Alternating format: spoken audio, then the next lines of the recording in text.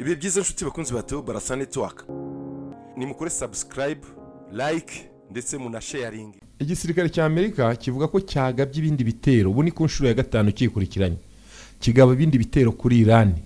Itangazamakuru rya Iran ryatangaje ko ibisasu by'abanyamerika babiteye ku kirwa cya Keshem. Batera hitwa Bandar Abbas, batera n'ahitwa Shabahar. Iran yo yahise nayo yihimura igaba ibitero mu rwego rwo kwihorera, irasa muri Kuwait, muri Jordani no muri Bahrain. Urabona Donald Trump yavuze ngo ejo bundi yaravuze ngo iby'agahenge birarangiye. Siko yivugiye. Avuga ati iby'agahenge birarangiye abantu babyumve neza. Ati ubu ngubu tugiye kurasa ibikorwa remezo bya Iran. Turarasa ibiraro. Turase za power plant. No kuvuga ingomero z'amashanyarazi. Bigaragara ko arasa naho ibintu by'amashyikirano yabivuyemo. Ndetse abantu bakibaza bati ndagira ngo nawe iki kibazo nyikubaze. Nawe ukunda gukurikirana politike yo mu burasirazuba bwo hagati n'izi ntambara zihabera.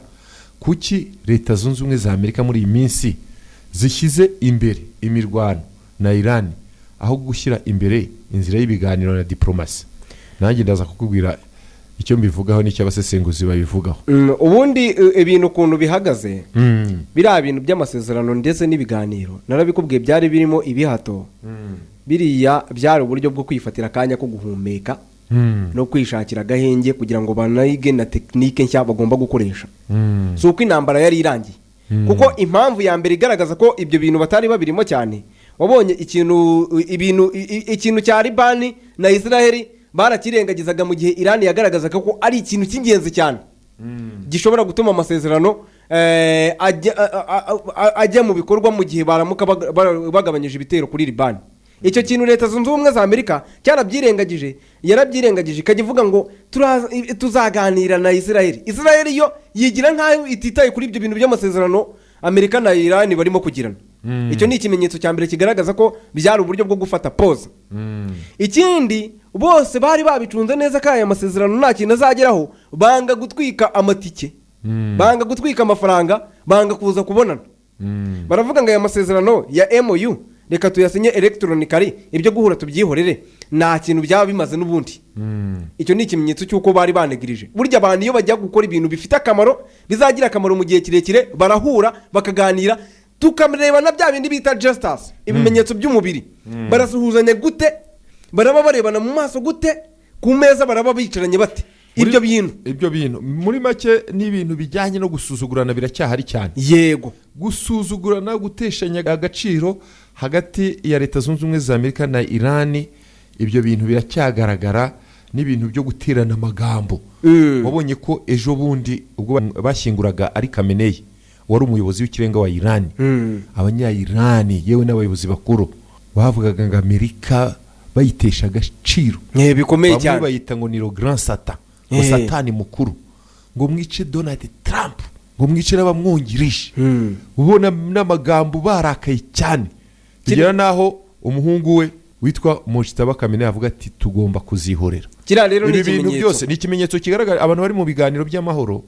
Biragoye kugira ngo abo bantu bahite bajya mu kumvikana hari umwuka mubi umeze gutyo. Ikindi buri sinzi niba byashoboka, hamenyekanye amakuru y'ubutasi yuko Iran mu mugambi ifite apana kubivuga ku munwa irimo kugerageza uburyo ishobora kuzica Donald J. Trump. Sinzi niba byashoboka mu by'ukuri, ariko hari ikintu kidashoboka se, kuko buriya inshuro zose bamaze kugerageza kwica Trump, nekereza ko hari abantu babaga babigambanye barimo kubigerageza nubwo bitakunze. Muri amasasa turikira ahantu Trump ari, ntago biba byabaye impanuka. Rero tugarutse wenda ku bijyanye no mu burasirazuba bwo hagati, ubona ko bitari bukunde, kuko n'ibihugu bituranye, ibihugu bishyigikiye Iran nk'Ubushinwa, ibihugu nk'Uburusiya, ibyo bihugu ubona ko bitaravuga rumwe na leta zunze ubumwe za Amerika ku bijyanye n'irantambara. Ngira ngo ku munsi w'ejo nibwo twagarukaga ku badiplomate b'Abashinwa bavuga ngo mwebwe mwagize uruhare kugarura iyi ntambara. Ni uburyo bw'ubushotoranyi bukomeye cyane, ndetse birateza akaga akarere igihugu cya Iran giherereyemo. Hanyuma leta zunze ubumwe za Amerika nazo zikavuga ngo Ubushinwa kuba murimo gufasha abahuti gukominikana cyane no kugirana umubano wihariye na Iran, ibyo bintu birimo biratuma amahoro abura. utwo tuntu twose ntabwo Urumva? twatuma intambara hariya idatutuma ngo reka ikomeze. nanjye rero ngusobanurire impamvu Amerika muri iyi minsi ishyize imbere imirwano n'ingufu za gisirikare kuri Iran aho gushyira imbere inzira y'ibiganiro. Ubundi leta zunze ubumwe za Amerika ariyo USA zishyize imbere igisirikare n'imirwano kuri Iran kubera ko uburyo bw'ibiganiro urumva n'amasezerano yo guhagarika intambara mu byo bise MOU twavuga ko muri iyi minsi ntibiriho byarasenyutse siko bimeze. Ibyo byo byararangiye rwose. Bikaba bikurikirwa n'amakimbirane akomeye yo kugenzura inzira y'umuhora wa Hormuz. Wumvise? Leta ya Perezida Donald Trump rero n'ingabo za Amerika zikomeje ibitero bikomeye bya gisirikare binyuze mu gikorwa cyiswe Operation Epikifari. Urumva? Intandaro n'impamvu ziri hagarikwa rya diplomasi zishingiye ku bintu bine by'ingenzi. Icya mbere ni uguhagarika amasezerano y'amahoro n'ubwumvikane buke ku bijyanye n'umuhora wa Hormuz. Icya kabiri ni ukurinda ubucuruzi bw'ibikomoka kuri peteroli bujya hirya no hino ku isi. Icya gatatu ni ugushaka guca intege ubushobozi bwa nucleaire bwa Iran n'ubushobozi bwa Iran gukoresha za misile. Icya kane twavugaga ho mu kanya guterana amagambo n'ibitero Iran ivuga ko igomba kwihorera byo kwihorera. Ibi bintu bine biri mu bintu bikubiye mu bintu bituma Amerika ishyize imbere muri iyi minsi intambara aho gushyira imbere diplomasi cyangwa ibiganiro. Duhereye ku cyambere kijyanye no guhagarika amasezerano y'amahoro n'ubwumvikane buke ku bijyanye n'umuhora wa Hormuz. Mu kwezi kwa gatandatu muri uyu mwaka impande zombi zari zagerageje gushyira umukono ku masezerano y'agateganyo y'iminsi 60 yo guhagarika imirwano. Ayo masezerano yaje guhagarara cyangwa gusenyuka nyuma y'uko Iran itangaje ko ishaka kwishyuza urumva imisoro amato y'ubucuruzi anyura mu muhora wa Hormuz. Amerika n'Ubwongereza byamaganiye kure bivuga ko uwo muhora ari inzira mpuzamahanga igomba kuba ikoreshwa ku buntu. Bituma Trump atangaza ko amasezerano urumva y'agahenge arangiye. Ibyo bise yavuze ngo ceasefire is over, agahenge kararangiye. Icya kabiri rero gituma Amerika ishyize imbere imirwano muri iyi minsi kurusha ibiganiro ni ibijyanye no kurinda ubucuruzi bw'ibikomoka kuri peteroli ku isi. Amerika ikabigiraho ijambo. Urumva umuhora wa Hormuz unyuramo 20% by'ibikomoka kuri peteroli na gazi bikoreshwa ku isi yose. Amerika ivuga ko igomba gukoresha ingufu za gisirikare mu gufunga ibyambu sibyo cyangwa inkombe za Iran mu byo bise blockade mu rurimi rw'icyongereza no gusenya ibirindiro bya Iran urumva bya misile na drones kugira ngo ishimangire umutekano w'amato y'ubucuruzi urumva n'ubukungu bw'isi butazahara. Amerika nikiri kwitwaza. Niyo mpamvu muri iyi minsi irimo kugenda irasa. Uzasanga hano irasa n'ahantu hamwe cyane. Irarasa mu birwa bya Keshem, ikarasa za Bandar Abbas. Hariya bakubwira ko hari ubushobozi bwa Iran bwo gukora za drones. Hamwe hakaba hari na za misile Iran yohereza igaba mu bihugu by'Abarabu. Amerika iri kurarasa cyane. Uze gukurikirana neza irimo kwibanda Bandar Abbas, ikibanda kuri Keshem Island, ibirwa bya Keshem. Kuko hariya bivugwa ko niho hatunganyirizwa amadrones arimo za Shehad na za misile Iran irasa ku birindiro by'Abanyamerika biherereye mu bihugu by'Abarabu, ibihugu bitandukanye. None icya gatatu kigaragaza ko Amerika ishyize imbere intambara n'imirwano muri iyi minsi kurusha ibiganiro, irashaka guca intege ubushobozi bwa nucleaire bwa Iran n'ubushobozi bwa misile. Kuba ifite za misile zirasa nyine Abanyamerika ku birindiro byabo. Nicyo Amerika ishaka. Amerika n'inshuti yayo Isiraheli bivugwa ko bafite umugambi ukomeye wo gusenya burundu ubushobozi bwa Iran mu bijyanye no gutunganya uranium n'ubwirinzi bwa gisirikare bwa Iran. Burimo yuko Iran twarabivuze mu gihe gishize iri mu bihugu bifite za misile nyinshi mu burasirazuba bwo hagati. Iran irusha bira bihugu byo muri karere byose za misile kandi Iran ikazikorera. urumva Amerika rero ishimangira ko diplomasi yananiwe gukumira umugambi wa Iran wo gukora intwaro kirimbuzi ndetse n'uburyo Iran ikomeje gutera inkunga imitwe urumva bavuga ko ari imitwe y'iterabwoba abanyamerika niko bayita abarwanyi ba Hezbollah muri Libani n'abitwa Kataib Hezbollah muri Iraq na Hamas muri Palestina na Hezbollah muri Libani. Amerika ivuga ko igomba gusenya ubushobozi bwa Iran bwo gukora za misile zisanzwe kuko izi misile iziha iriya mitwe ikarasa biriya bihugu bibangamiye umutekano w'akarere nk'uko Amerika ibivuga kandi iriya mitwe ikabibangamiye n'umutekano wa Israel. Icyo ni ikintu cya gatatu. None ku cya kane guterana amagambo hagati ya Amerika na Iran muri iyi minsi byazamuye intera. Urumva ndetse abanya-Iran basaba ko hagomba kubaho ibitero byo kwihorera. Nyuma yaho ibitero bya Amerika bitangiye mu mpera z'ukwezi kwa kabiri muri uyu mwaka bikica bamwe mu bayobozi bakuru ba Iran, ubutegetsi bushya bwa Iran buyobowe na Mojtaba Khamenei bwanze kuripfana bwanga ibyo basabwa n'abanyamerika, ahubwo ubu butegetsi busabwa n'abaturage ko bagomba kwihorera. Urumva bagahorera uriya muyobozi wabo ari Khamenei wapfuye. Urumva Iran rero ikabivuga ko uko Amerika izajya iyitera nayo izajya ihita yihimura. Baravuga ngo A pour A dent pour dent, ijisho rigomba guhorerwa irindi jisho. Bituma Amerika rero ibona ko inzira y'ibiganiro idashoboka mu gihe Iran urumva itaragabanya gahunda zayo zo kurwana. Amerika ikaba ikomeje kuyotsa igitutu yirasaho.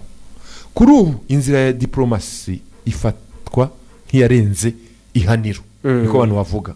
Amerika ihitamo kohereza, ubu ngubu biravuga ko Amerika irimo ishaka kohereza cyangwa ishobora kuba irimo igiye kohereza abasirikare barenga 50 mu burasirazuba bwo hagati n'amato y'intambara akomeye nka US Gerald Ford kugira ngo ikoreshe ingufu za gisirikare mu guhindura imyitwarire ya Iran.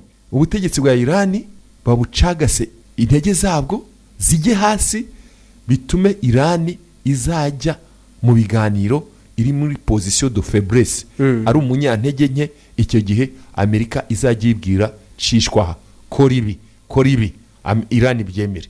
Dore kimwe mu bintu bituma ibyo nibyo ngerageje kusesengura nuko abasesenguzi babivuga byatumye Amerika irimo gukoresha ingufu za gisirikare cyane kurusha ibiganiro bya diplomasi. Hanyuma ikindi ntekereza ko Perezida Donald J. Trump yaba yaragize igitekerezo cyo kuganira na Iran akakigira akavuga ngo ndashaka kuganira na Iran tugahagarika ibi bintu bikarangira ubundi ibintu bikagenda neza.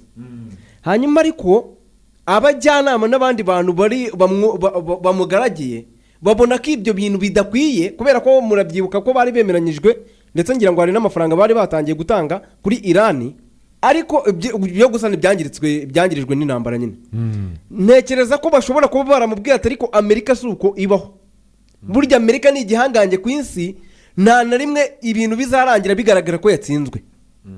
Baramubwira ati rero Trump winjiye muri ibi bintu ubyinjiramo utagishije inama mu by'ukuri ngo twige ko ikirere kimeze, ariko wamaze kubyinjiramo nta kundi rero jyanamo n'amaguru yose kuko umutwe wamaze kuwushyiramo. Jyanamo n'amaguru yose ugende ujye kurwana iyi ntambara karundura mpaka kugeza igihe uzayitsindira. Akaba ariho haturutse ko amasezerano y'ibyo bari barumvikanyeho byose bisenyuka kubera abantu bamugaragiye bavuga ko bagihagaze kuri bya bindi byo bita ngo ni umuco w'abakonservateri, umuco w'abantu bakomeye ku bya kera, abagenda ku bintu bya kera. Ubundi ikintu cya mbere ari amasezerano ya MOU basinye. Tuvugishije ukuri bamaze kuyasinya abantu b'abasesenguzi muri politiki yewe n'ibinyamakuru bitandukanye urabizi ko byabivuze twagiye tubiganiraho muri biganiro byacu. Byaravuze ngo Amerika, Trump niwe mu president wa mbere ugaragaje intege nkeya za Amerika mu burasirazuba bwo hagati. Berekana uburyo ari amasezerano afavoriza Iran kurusha Amerika. Yego ibyo bintu nk'ibyo wavugaga abahanga mu gusesengura bashobora kuba baramubwira ati nyamara kubitaba abantu ubanege babyita ubaca intege ubanegekaze niba bari kunegekara bazaza aribo bakwisabira kuza mu biganiro nicyo cyabaye nicyo kirimo kuba ati naho ubu ngubu ibyo wari wasinye mbere iriya MOU irabaha avantage ati kandi ni abantu bakaze mu mutwe ntabwo upfa kubahindura uko ushaka baracyafite n'imbaraga inifo utarabakubita hasi ngo barangize ntabwo aya masezerano azafavoriza Amerika ahubwo arayidefavoriza ibyo rero ni bimwe mu bintu bishobora kuba byaratumye Trump nawe yicara mu minsi ishize avuga ati by'agahenge byarangiye